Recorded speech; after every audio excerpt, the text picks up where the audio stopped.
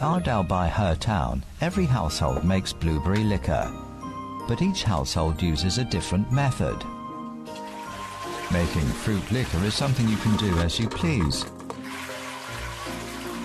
Mr. Joe puts the blueberries directly into the liquor. The liquor quickly turns a pretty indigo color.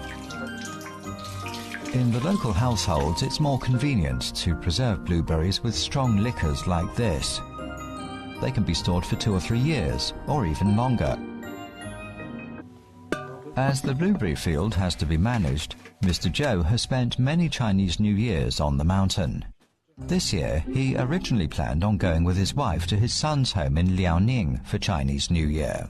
But as has been agreed upon between Mr. Joe and other blueberry growers, it just so happens that it's Mr. Joe's turn to host the reunion dinner this year.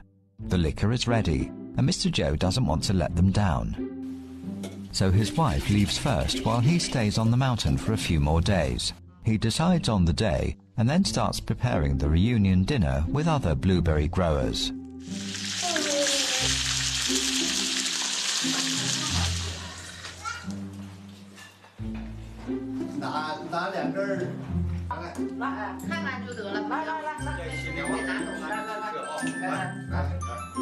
At each Chinese New Year reunion dinner, people like talking about the harvest of the past year and their best wishes for the next year. To share the happiness, the adults would let the children have a taste of the blueberry liquor.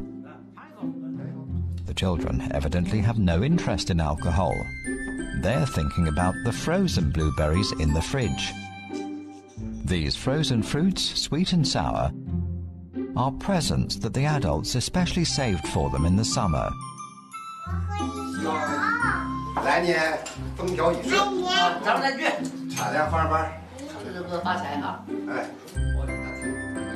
At Chinese New Year, going to a restaurant for a big meal is no longer the best etiquette for Chinese people to entertain guests.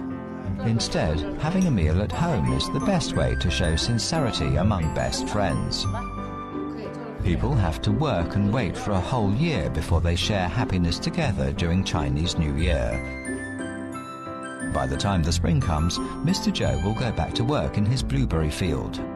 A new year of growing blueberries will be as arduous as before, but he still looks forward to it, as in the past.